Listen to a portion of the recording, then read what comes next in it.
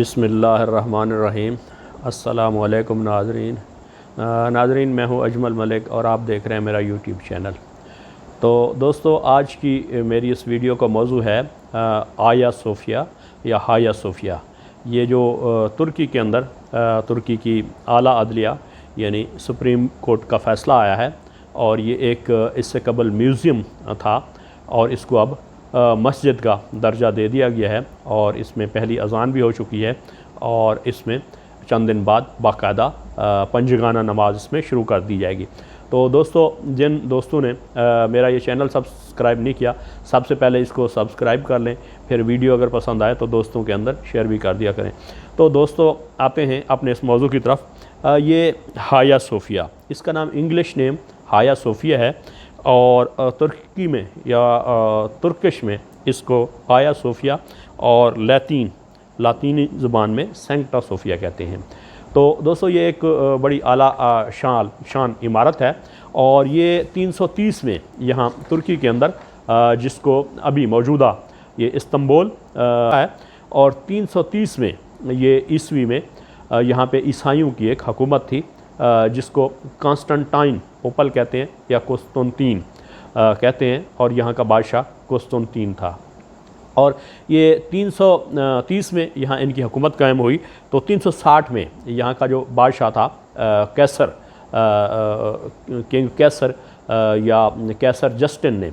ये एक यहाँ पे चर्च बनवाया था। यहाँ पे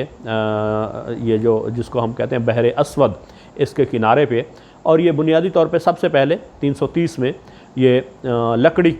से बनी हुई एक इमारत थी और बाद में इसको आग लगी, ये जल गई मुकम्मल तौर पे। और फिर 532 में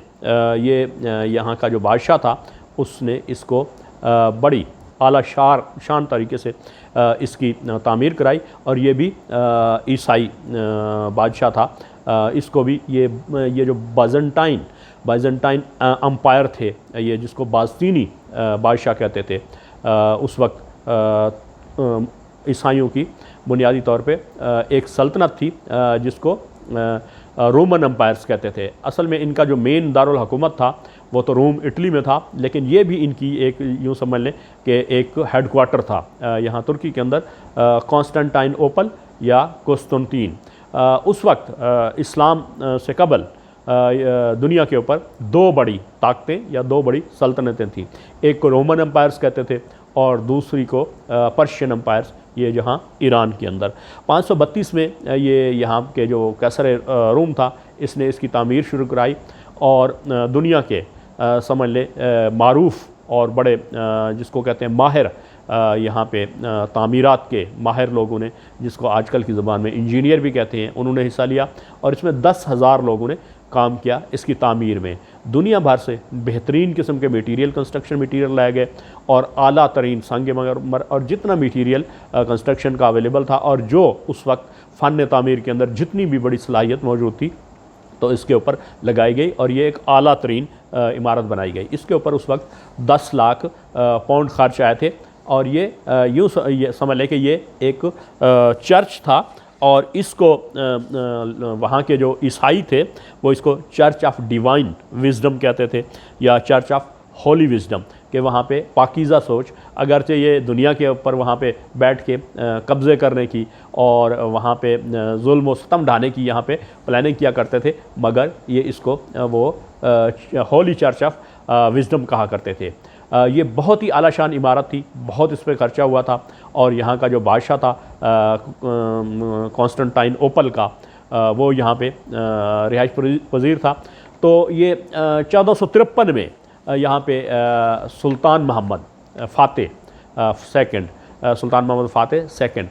जिसने ये कुस्तुनतीन को फ़तह किया था और वो भी सुल्तान मोहम्मद फ़ातेह की ये जो लड़ाई थी या जिहाद था या जंग था, ये दुनिया की तारीख़ का अनोखा तरीन जिहाद था। और इस कुस्तुनतीन या कॉन्स्टेंटाइन ओपल के बारे में नबी मेहरबान सल्लल्लाहु अलैहि वसल्लम की एक फरमान भी मौजूद था कि इस जिहाद के अंदर और जो कुस्तुनतुनिया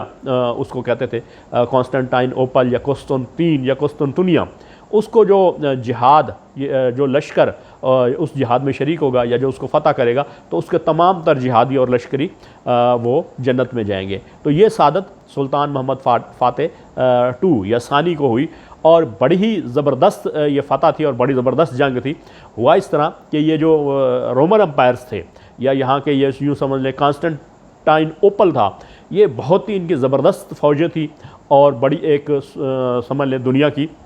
पावर थी। एक तरफ ये पर्शियन अम्पायर थे और दूसरी तरफ रोमन अम्पायर, और उस वक्त इस्लाम तो एक समझ लें कि शजर नहीफ था, तो इनकी बड़ी ताकत भी थी, इनके पास हिकमत अमली थी, जदीद असले थे और बड़ी फ़ौजें थी। अब इन्होंने ये जिसको हम बहर असवद कहते हैं, ये बुनियादी तौर पे ये जो जिसको आजकल हम आया सोफिया कह रहे हैं या हाया सोफिया, ये इसके किनारे पे बनाया गया चर्च था और ये मेन मरकज़ था ईसाइयों की एक्टिविटीज़ का। तो सुल्तान मोहम्मद फ़ातेह ने कई बार कोशिश की कि इसके ऊपर हमला किया जाए, उसको फ़तह किया जाए, मगर ये हुआ कि ये चूँकि समंदर के किनारे पे और इसको बहर असवद जिसको कहते हैं ब्लैक सी, उसके किनारे पे था, तो इन्होंने उस रास्तों को सबको ईसाइयों ने, क्रिश्चियंस ने बंद किया हुआ था और कहीं से आने का रास्ता नहीं था। तो इस सुल्तान मोहम्मद फ़ातेह ने दुनिया की तारीख़ का एक अजीब तरीन काम किया कि इन्होंने वो एक साइड पे पहाड़ थे बड़े ऊंचे ऊंचे, उसकी बैक साइड पे इन्होंने अपनी शिप और कश्तियाँ रेगिस्तान से घसीट के लाई इनकी फ़ौज, और उन्हें ऊंचे ऊंचे पहाड़ों के ऊपर इसको ले गए कश्तियों को और अपने जो शिप्स थे और उनको यकलख्त वहाँ पे बड़ी फ़ौज के साथ यकदम दरिया के अंदर या उस समंदर के अंदर ब्लैक सी के अंदर गिरा के तमाम तर फ़ौजें उसके ऊपर सवार हो गई और उन्होंने यकलख्त यकसर हमला किया और इसको फ़तह किया। तो उस वक्त जब ये अचानक हमला आवर हुए तो इनको जो फ़ातेह का नाम है वो किसी और ने नहीं दिया था, बल्कि वहाँ के जो मफ्तू थे जिनको इसने फ़तह किया था, तो वहाँ के उन्होंने नारे लगाना शुरू कर दिए, फ़ातेह फ़ातेह फ़ातेह। मतलब अब ये इनका नाम तारीख़ में सुल्तान मोहम्मद कंकरर के नाम से या फ़ातेह के नाम से आता है। ये एक उनकी ये बड़ी अजीम फ़तह थी। उस वक्त ईसाइयों के दो जो मशहूर वहाँ पे फ़िरके थे, एक कैथोलिक था जो रूम की तरफ या इटली में जिसका वो दारुल खिलाफ था, और यहाँ पे आर्थोडॉक्स थे। यहाँ पे ये आर्थोडॉक्स का यहाँ पे ये दारुल खिलाफा था। सुल्तान मोहम्मद फ़ातेह ने जब इसको फ़तह कर लिया तो जब इस इमारत को देखा और ये बड़ी आला शान थी हर लिहाज से, मैं कहता हूँ कि किसी भी दीनी सेटअप के लिए ज़बरदस्त थी, तो उसने सोचा कि जी इसको मस्जिद का दर्जा क्यों ना दे दिया जाए। अच्छा, इससे कबल सुल्तान मोहम्मद फ़ातेह ने जब कुस्तुनतीन को के ऊपर हमलावर हुए और फ़तह कर लिया, तो यहाँ के जो ईसाई थे जिसको बैजेंटाइन अम्पायर कहते हैं या जिसको कहते हैं जी कॉन्स्टेंटाइनोपल के जो बादशाह थे, उनको एक सुलह की भी दावत दी और कुछ शराइत, लेकिन उन्होंने नहीं मानी। उसके बाद बाज़ोर शमशीर उन्होंने इसको फ़तह किया और बाज़ोर शमशीर जंग के अंदर अगर कोई चीज़ फ़तह कर ली जाए तो उसका पूरा का पूरा हक़, कानूनी हक़ वो उस फ़ातेह के पास होता है। मगर जब सुल्तान मोहम्मद फ़ातेह ने इसको मस्जिद का दर्जा देना चाहा तो फिर उसमें उन्होंने बाकायदा ईसाइयों के जो वहाँ पे बड़े थे पोप थे या यहाँ पे जो इनके रहबर थे, उनसे उन्होंने इसको ख़रीद के मस्जिद का दर्जा दिया। और इसमें चूँकि ये बुनियादी तौर पर एक चर्च था और इसके अंदर ज़रूरी रद्दोबदल की गई,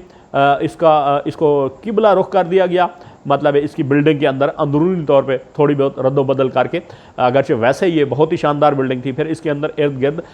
स्तून बनाए गए और स्तून बना के बाकायदा ये एक मस्जिद बन गई। और उस वक्त जब ये कॉन्स्टेंटाइनोपल या बैजेंटाइन की ये जो मतलब मैं कहता हूँ हुकूमत ख़त्म हुई थी, ये 1453 मतलब का सन था। तो अच्छा, उस वक्त इन्होंने ख़रीद के इसको बनाया। अब देखें यहाँ पे ईसाइयों की और अभी भी दुनिया के अंदर कितनी बड़ी ये दोहरापन है कि उसी वक्त इसी इरा के अंदर मतलब ये जिसको हम स्पेन के अंदर कहते हैं उंदलुस और सकूत गरनाता हो रहा था, उस तरफ ईसाई मुसलमानों की सल्तनतों को गिरा रहे थे और उस वक्त अबू अब्दुल्ला की हुकूमत थी वहाँ गरनाता के अंदर जो स्पेन का दारुल खिलाफा था, और वहाँ पे कुर्तबा एक दुनिया की बहुत मशहूर और मारूफ मस्जिद थी। तो अच्छा, अब फ़र्क देखें मुसलमानों और ईसाइयों और एक मज़हब के अंदर। यहाँ जब सुल्तान मोहम्मद फ़ातेह ने ये कब्ज़ा किया, ये तुर्क थे, तो इन्होंने क्या किया कि ज़ेर नगी करने के बावजूद ज़बरदस्ती कब्ज़ा करने के बाद, जंग जीतने के बावजूद भी उन्होंने उस बिल्डिंग को जिसको आया सोफिया कहते हैं या हाया सोफिया कहते हैं या सेंटा सोफिया जिसको लातीनी में कहते हैं, उसको जब बनाने की इरादा किया तो बाकायदा उनको अदायगी की और वहाँ जो उनके क्रिश्चियन थे या जो ईसाई थे उनको उसकी पेमेंट करके मस्जिद बनाया गया। और दूसरी तरफ ये ऐन उसी वक्त, मतलब ये 1492 में कुछ अर्सा बाद, बल्कि ये ईसाइयों ने वहाँ सकूत गरनाता हो गया और वहाँ पे ये जो रोमन अम्पायर से उन्होंने कब्ज़ा कर लिया और वहाँ मुसलमानों की हुकूमत ख़त्म हो गई। तो वहाँ पे जो एक अजीम तरीन दरसगाह भी थी, मस्जिद भी थी और एक बहुत बड़ा मरकज़ भी था मुसलमानों का, एक जिसको कहते हैं मस्जिद कुर्तबा, तो उसके ऊपर कब्ज़ा करके उसको कोई उसकी अदायगी भी नहीं की गई मुसलमानों को, बल्कि वहाँ से मुसलमानों के ऊपर जुल्म और तशद्दुद के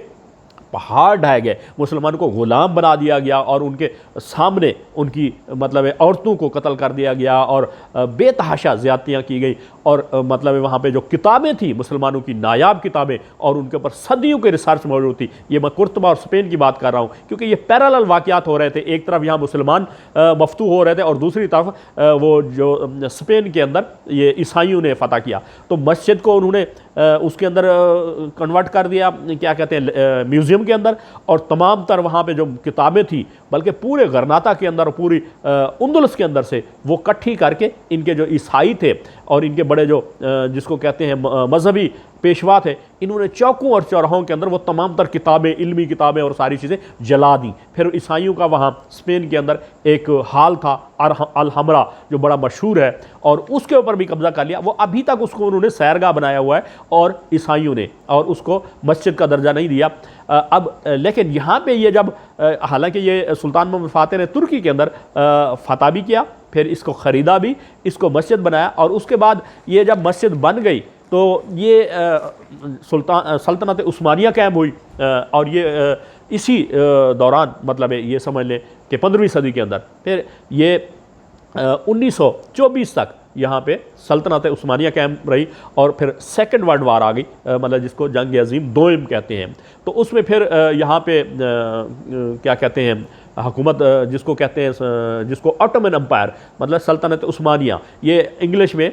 उस्मानिया को ओटोमन कह देते हैं, उस्मान ओटोमान, तो ये उसको ऑटोमन अम्पायर यहाँ पे मौजूद थे। तो ये सेकंड वर्ल्ड वार के अंदर ये यहाँ पे इसका सकूत हो गया, या जिसको कहते हैं फॉल ऑफ ओटोमन अम्पायर, ये मुसलमानों की ये जो सल्तनत उस्मानिया ये ख़त्म हो गई और यहाँ पे फिर इनके ख़िलाफ़ बहुत बड़ी पाबंदियाँ लगा दी गई और इनके ऊपर मतलब नाजायज़ किस्म के इनसे मुआहदात किए गए। ज़ाहिर है जो एक मगलूब कौम और एक गालिब कौम के दरमियान मुआहदे होते हैं तो वो जुल्म और जबर के ऊपर होते हैं। तो इनके ऊपर 100 साल के लिए, 80 साल के लिए पाबंदियाँ लगा दी गई थी कि यहाँ पे जो जहाज़ गुजरेंगे इनके सी से यहाँ से कोई टैक्स वसूल लिए के जाएंगे, यहाँ पे अजान नहीं होगी और ये मस्जिद नहीं होगी। अच्छा, फिर ये क्या था कि यहाँ पे इन्होंने लाके अपने कारिंदे, मुसलमानों की हुकूमतें अगर से रही लेकिन यहाँ पे अतातुर्क, जिसको तुर्कों का बाप कहते हैं, हालांकि वो तुर्क उसको बाप नहीं कहते, तो ये मुस्तफ़ा अतातुर्क जब आया और 1935 में इसने इस मस्जिद का दर्जा ख़त्म करके तो इसको एक म्यूज़ियम का दर्जा दे दिया था। यहाँ पे अज़ानें ख़त्म हो गई, नमाज़ें ख़त्म हो गई और ये फिर 1935 से इसको म्यूज़ियम का दर्जा दिया गया था। अब 1935 से लेके आज अब 2020 है, 2020, ये 85-86 साल बनते हैं। तो 85-86 साल में यहाँ यूँ समझ लें कि इबादत मुअत्तल रही और इसके ऊपर या ये समझ लें कि यहाँ पे नमाज नहीं होती थी। फिर यहाँ पे ये जब अभी रिजीम आई तैयब उर्दगान की, तो अल्हम्दुलिल्लाह हम समझते हैं कि दुनिया के अंदर ये एक मर्द मुजाहिद है और यहाँ ज़ाहिर है जो एक जिसको कहते हैं रैयत, वो भी जब उसके ख़यालात और उसकी जो क्या कहते हैं सोच उस तरह की होते हैं तो उसी तरह का फिर उसको ऊपर हुक्मरान आता है। तो ये जब तैयब उर्दगान साहब आए तो अवाम के अंदर भी बहुत बड़ा एक एहतजाज हुआ, एजिटेशन हुई कि इसको दोबारा ये जिसको आया सोफिया कह रहे हैं, ये इसको दोबारा मस्जिद का दर्जा दे दिया जाए। और अगरचे यहाँ पे मुआहदात थे इंटरनेशनल, जब ये जंग अजीम दोइम ख़त्म हुई तो इसके ऊपर पाबंदियाँ लगाई दी गई थी और इंटरनेशनली मुआहदात के अंदर ये बंधे हुए थे। मगर यहाँ पे बहुत बड़ी ज़बरदस्त पली थी। फिर ये है कि वहाँ के हुकूमत और लोग अपनी अदालतों के अंदर गए। फिर इनके आला अदलिया सुप्रीम कोर्ट ने, तुर्की की सुप्रीम कोर्ट ने चंद दिन पहले फ़ैसला दिया कि इसको अब इसकी मस्जिद की हैसियत बहाल कर दी जाए और इसको दोबारा इसके अंदर नमाज अज़ान और इबादत शुरू की जाए अल्हम्दुलिल्लाह। तो कहने का मतलब ये है कि इसका वैसे भी एक लीगल जो हम क्या कहते हैं सैंक्टिटी या एक लीगल हैसियत है, ये उस वक्त से जब सुल्तान मोहम्मद फ़ातिह ने इसको फ़तह किया था तो ये ख़रीदी गई थी, मुसलमानों ने ख़रीद के इसको मस्जिद बनाया था।